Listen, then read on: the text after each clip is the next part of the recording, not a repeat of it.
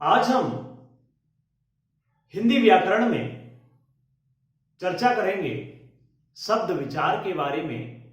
इससे पहले वर्णमाला क्या होती है, वर्ण विचार क्या होते हैं और किन किन वर्णों का उच्चारण स्थान क्या क्या होता है, इसके बारे में हम और आप चर्चा कर चुके थे। तो आज की क्लास का हम आरंभ करते हैं शब्द विचार से।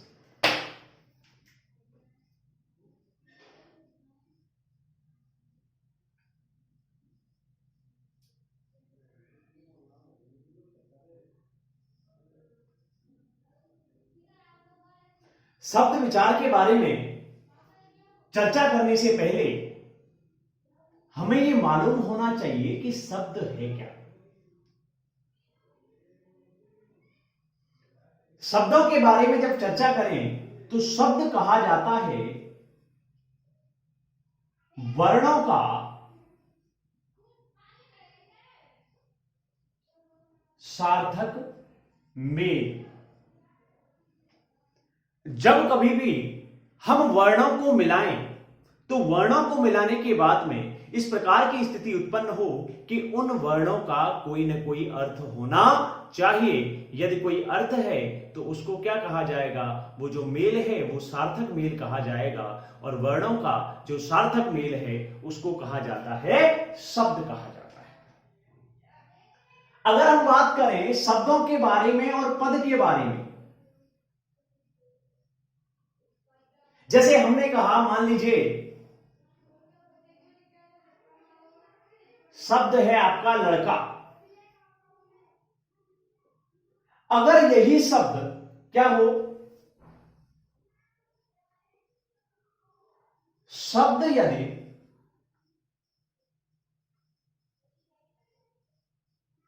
वाक्य में प्रयोग हो, शब्द और पद के बारे में अगर हम लोग चर्चा करें तो शब्द क्या है, शब्द होता है वर्णों का सार्थक मेल। वर्ण क्या होते हैं इसके बारे में हम पिछली क्लास में पढ़ चुके हैं। शब्दों का यदि वाक्य में उपयोग हो तो क्या कहा जाता है, तो उन्हें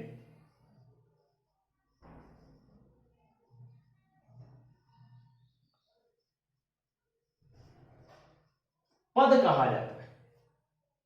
जैसा कि हम और आप जानते हैं कि हमने कहा लड़का, लड़का क्या है, एक शब्द है। लेकिन यदि ये इस प्रकार से किसी वाक्य में यह लड़का अच्छा है, तो ऐसी स्थिति में इस वाक्य में यदि इसका प्रयोग हो गया तो ये जो प्रयोग हुआ, अगर शब्दों का वाक्य में प्रयोग होता है तो उसको हम और आप क्या कहेंगे, उसको कहेंगे कि उसको पद कहेंगे। आज की इस क्लास में हम शब्दों के वर्गीकरण के बारे में चर्चा करेंगे कि शब्दों का वर्गीकरण किस प्रकार से हुआ है।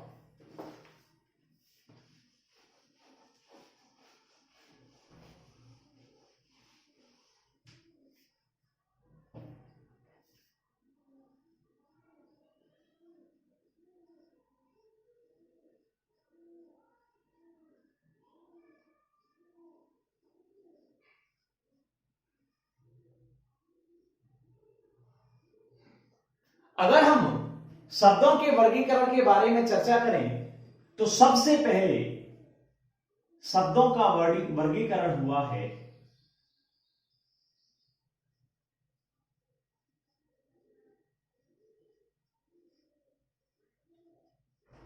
उत्पत्ति के आधार पर। दूसरा अगर हम लोग चर्चा करें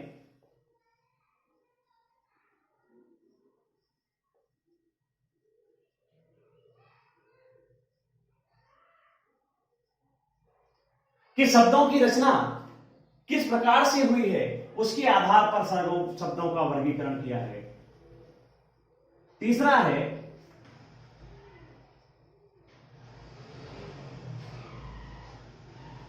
अर्थ के आधार पर वर्गीकरण हुआ है, और चौथा वर्गीकरण हुआ है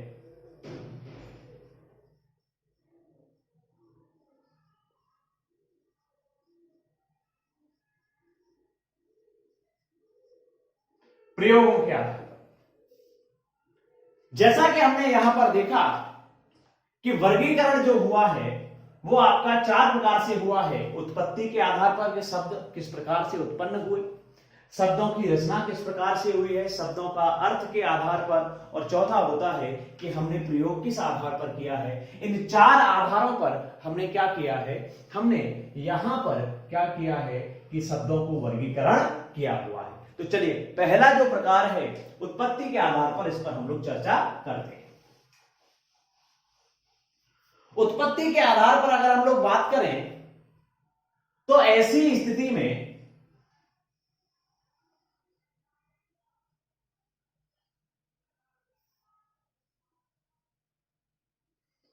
जो शब्द हैं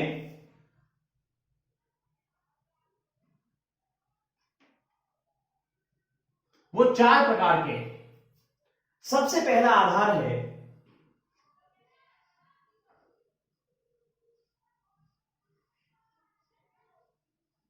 तत्सम शब्द, दूसरा है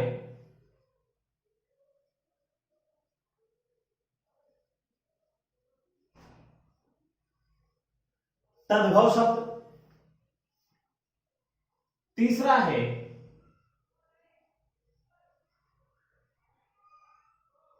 देशज शब्द, और चौथा है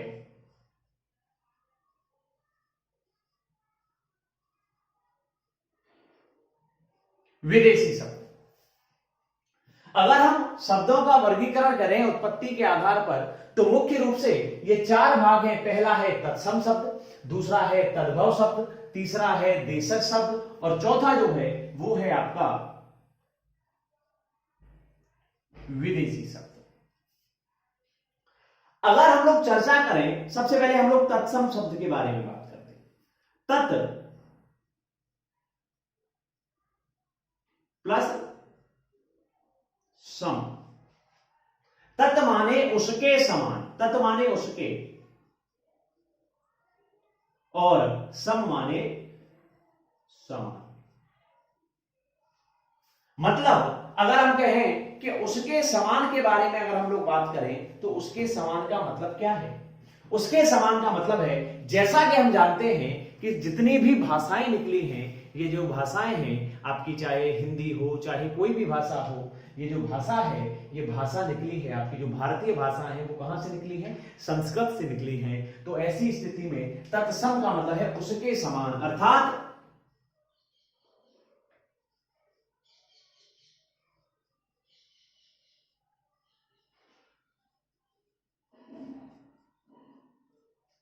ऐसे शब्द जो संस्कृत भाषा के समान है, अर्थात जिस प्रकार से संस्कृत भाषा में प्रयोग किया जाता है उसी प्रकार से प्रयोग हो रहे हैं, तो उसको कहा जाता है तत्सम शब्द। जैसे अगर हम कहें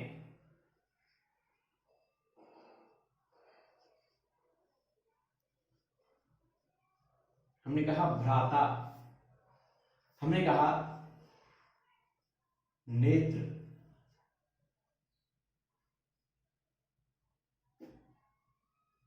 हमने कहा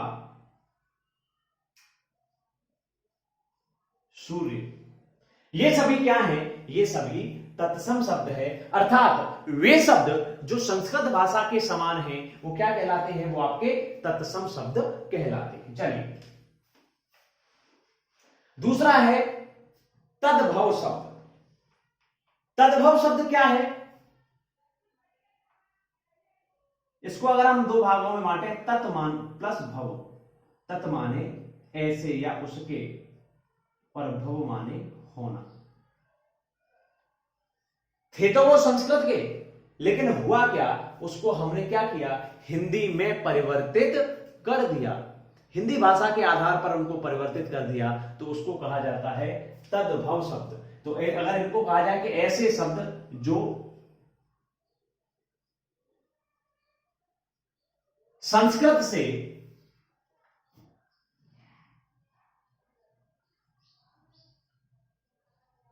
हिंदी भाषा में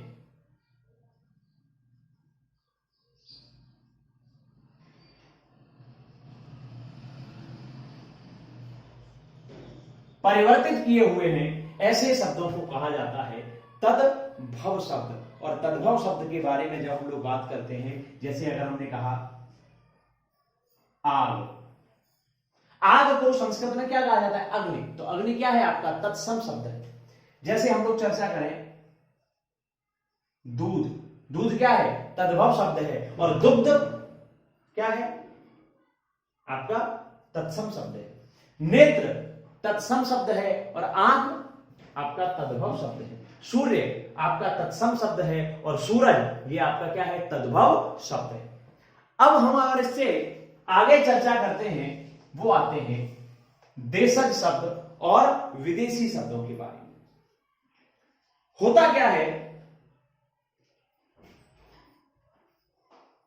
देशज का मतलब रहता है देश के, ठीक है, या जिसको कहें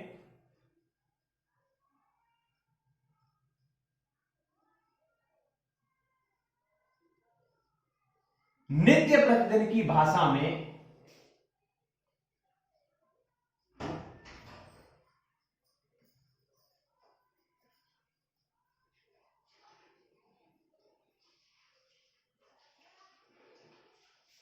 नित्य प्रतिदिन की भाषा में प्रयुक्त होने वाले शब्दों को कहा जाता है देशज शब्द कहा जाता है।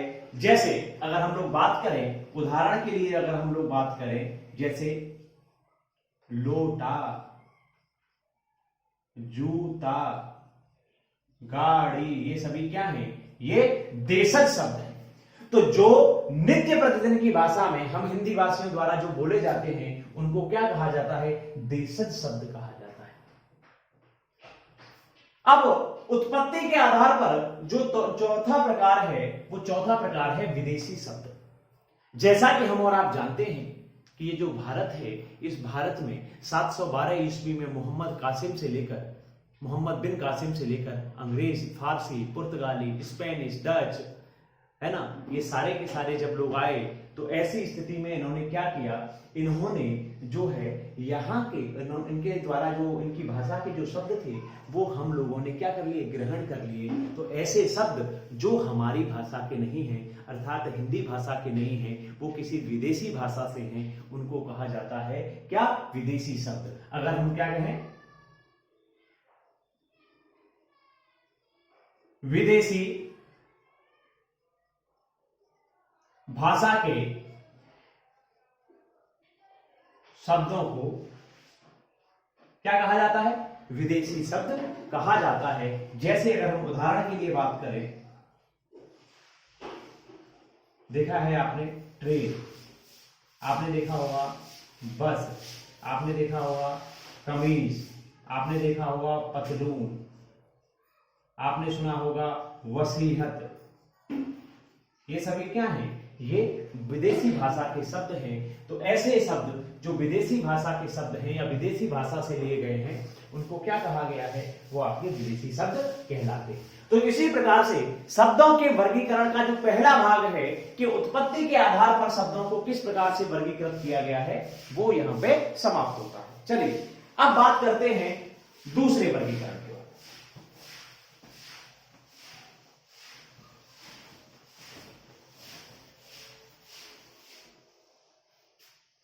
दूसरा जो आपका वर्गीकरण था, वो था आपका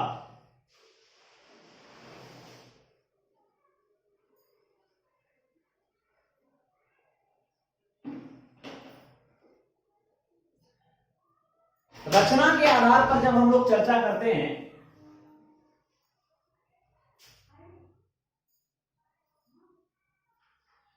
कि रचना के आधार पर शब्द कितने प्रकार के होते हैं, तो ये होते हैं 3 प्रकार के।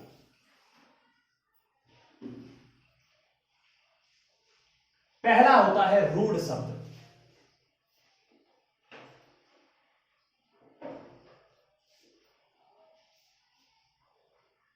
दूसरा होता है यौगिक शब्द,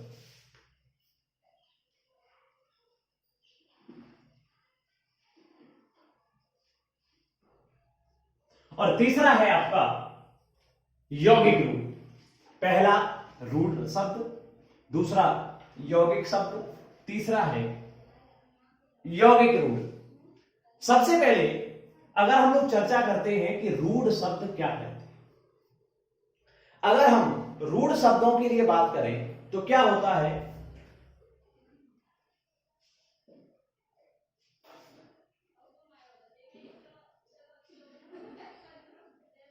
ऐसे शब्द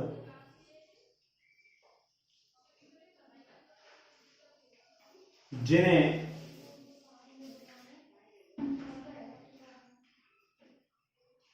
अलग करने पर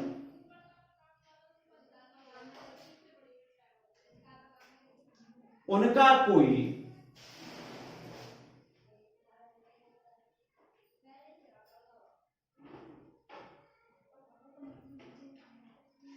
ऐसे शब्द जिनको अलग करने पर उनका कोई अर्थ नहीं रहता है, अर्थात खंडित करने पर उनका कोई भी अर्थ नहीं रहता है, तो ऐसे शब्दों को कहा जाता है रूढ़ शब्द। उदाहरण के लिए अगर हम चर्चा करें, जैसे कल, पल, हल, दीवार, ये सभी क्या हैं, ये ऐसे शब्द हैं, अगर इनको अलग अलग वर्णों को कर दिया जाए तो ऐसी स्थिति में, या इनको अगर दो भागों में बांट दिया जाए तो इनका कोई भी अर्थ जो है वो नहीं होता है। दूसरे आते हैं आपके यौगिक रूप। यौगिक रूढ़ क्या होते हैं, दो या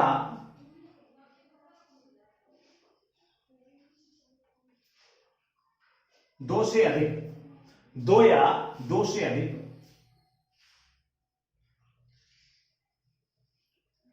शब्दों से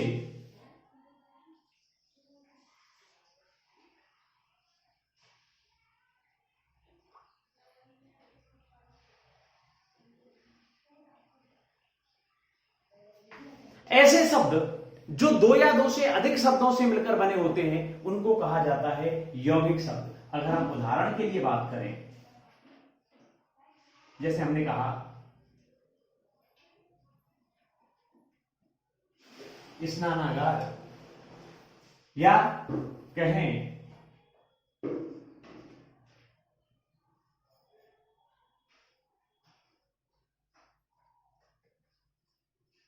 राजदूत, स्नानागार, स्नान प्लस आगार, राज प्लस दूत।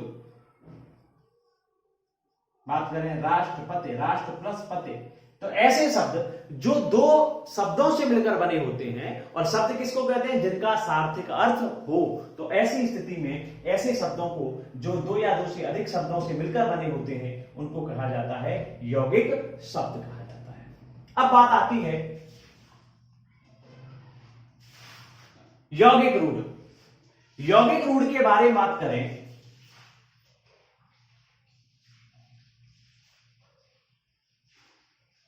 ऐसे शब्द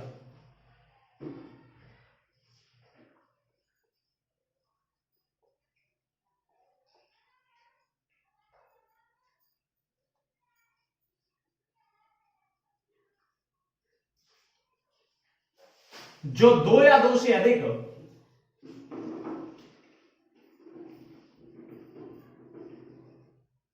शब्दों से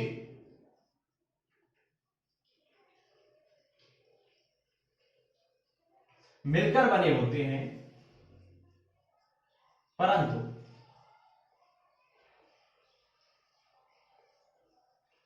वे विशेष अर्थ में प्रयोग होते हैं।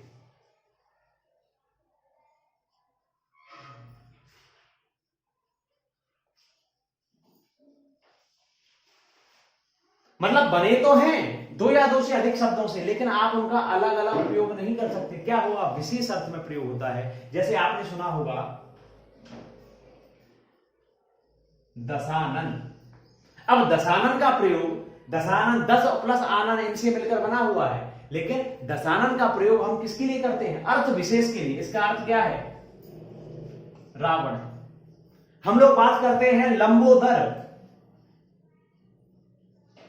लंबा प्लस उदर, लेकिन है क्या इसका, लंबोदर को अगर हम कहेंगे तो हम किसी व्यक्ति का नाम नहीं लेंगे, हम लंबोदर कहते हैं किसको, गणेश को। तो ऐसे शब्द जो दो या दो से अधिक शब्दों से मिलकर बने होते हैं परंतु विशेष अर्थ में प्रयोग होते हैं, उनको कहा जाता है यौगिक रूढ़ शब्द। तीसरी जो स्थिति आती है शब्दों के वर्गीकरण की,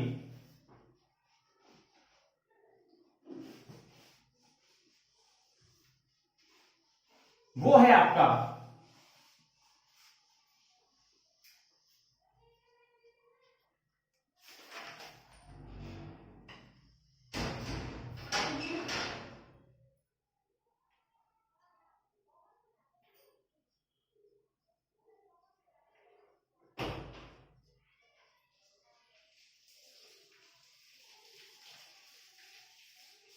अर्थ के आधार पर। अगर हम अर्थ के आधार पर यदि शब्दों को वर्गीकरण करें तो क्या होगा, जरा उस पर हम लोग चर्चा करते हैं।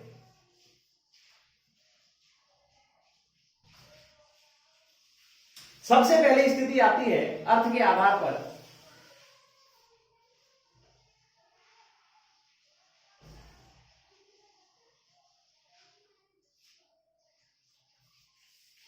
एकार्थी शब्द, दूसरे आते हैं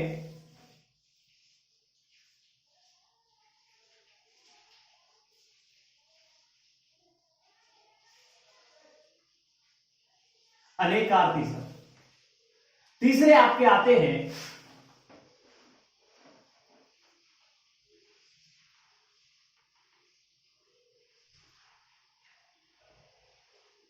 पर्यायवाची शब्द, चौथे अगर हम लोग चर्चा करें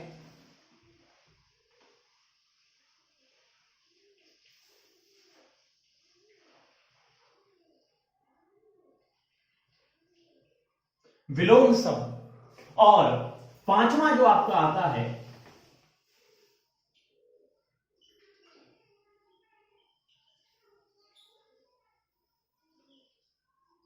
श्रुत सम शब्द। अब हम लोग जरा चर्चा करते हैं। अर्थ के आधार पर हमने शब्दों को 5 भागों में विभाजित किया है।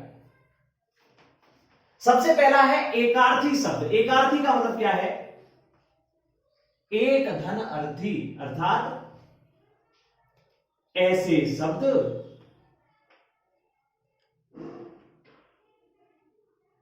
जिनका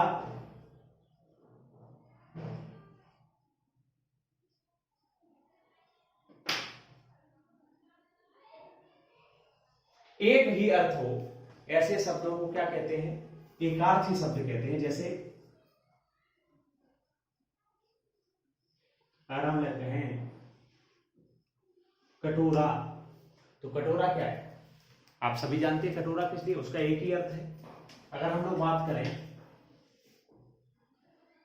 पंखा, हम लोग बात करें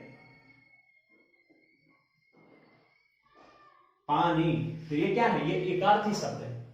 अब बात आते हैं दूसरे नंबर पे आते हैं अनेकार्थी शब्द। जैसे ऐसे शब्द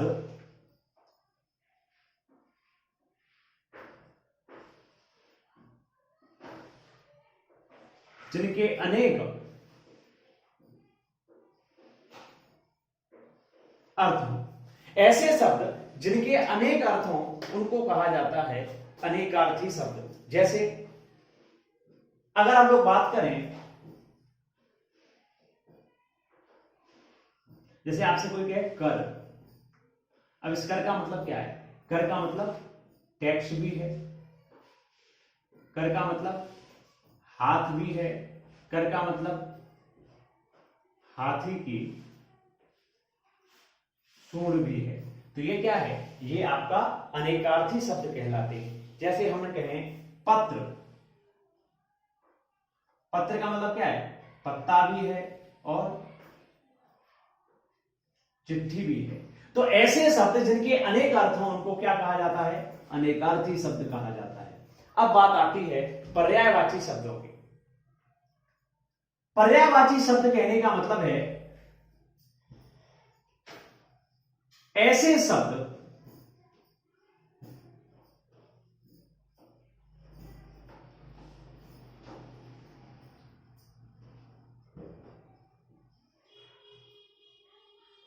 जिनके समान अर्थ हो।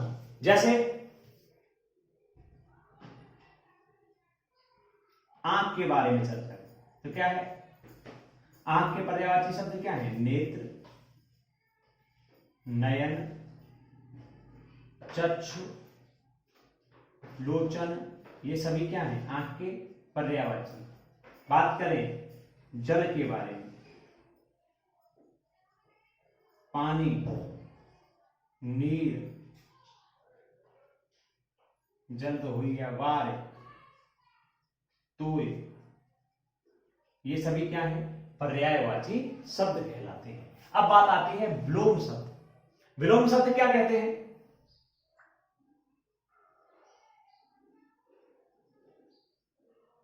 ऐसे शब्द जो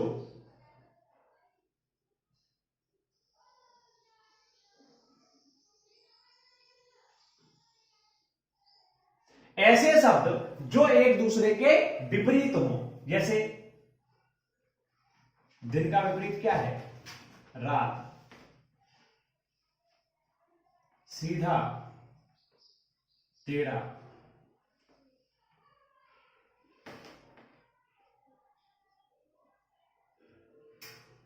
उपकार, अपकार। तो ये क्या कहलाते हैं? ये आपके कहलाते हैं आपके विलोम शब्द। अब अर्थ के आधार पर जो लास्ट आधार है वो है श्रुति सम। श्रुति सम का मतलब क्या होता है? ऐसे शब्द जो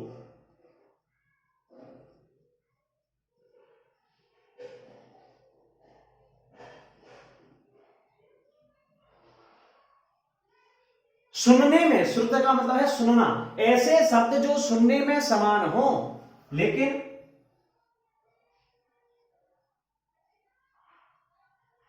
अर्थ कैसे हो?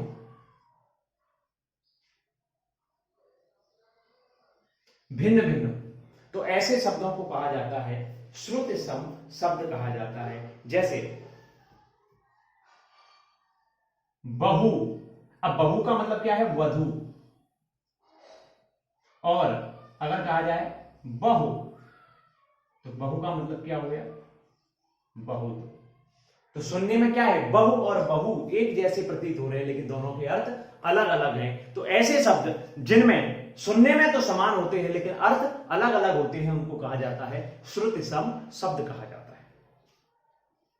अब हम लोग चर्चा करते हैं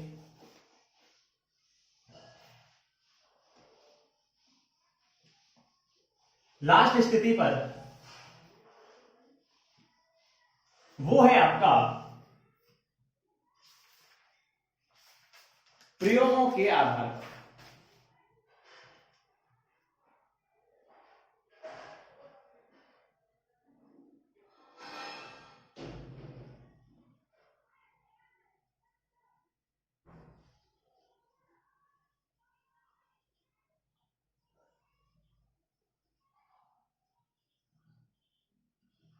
प्रयोगों के आधार पर हम लोग चर्चा करें तो प्रयोगों के आधार पर शब्द दो प्रकार के होते हैं।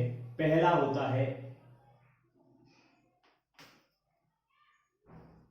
विकारी शब्द और दूसरा होते हैं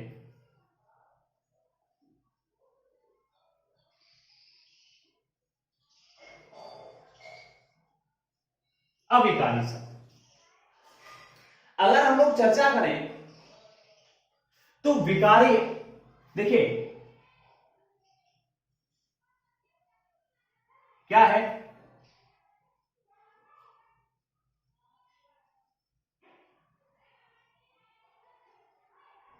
ऐसे शब्द जो लिंग,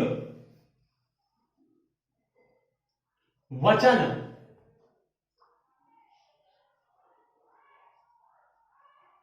कारक के अनुसार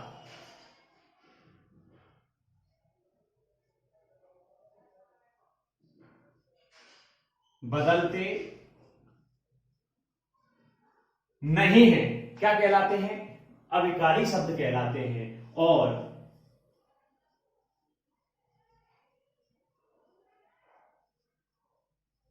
ऐसे शब्द जो लिंग, वचन के लिंग वचन कारक के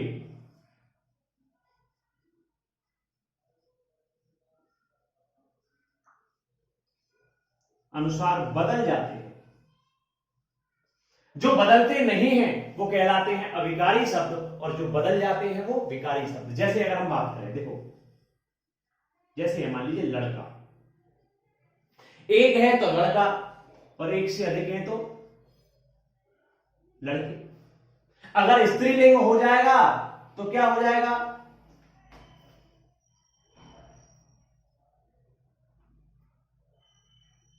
अगर जैसे हरा है, पत्ते हो गए तो हरे पत्ते, और सब्जी हो गई तो हरी सब्जी। बदल गए कि नहीं बदल गए? तो जो बदल जाते हैं लिंग वचन और कारक के अनुसार उनको कहते हैं विकारी शब्द, और जो बदलते नहीं है, जैसे हमने कहा आज, कल, दिन, रात, ये सभी क्या है? ये सभी बदलते नहीं है। तो जो बदलते नहीं है, जैसे दिन तो कभी बदल जाते हैं, कभी जाहिर सी बात है दिनों में 4 दिनों से, तो जाहिर सी बात है वचन के हिसाब से जो है बदलाव हो गया। लेकिन जैसे आज है, दिन है, कब है, कहां है, ये ऐसे शब्द हैं जो कभी भी लिंग वचन और कारक के अनुसार बदलते नहीं है, तो ऐसे शब्द कहलाते हैं आपका अविकारी शब्द। तो इसी के साथ में आप लोगों की आज का जो क्लास है, इस क्लास में शब्द विचार जो है वो समाप्त होता है। अगली क्लास में बाद में आपसे मुलाकात करें। धन्यवाद।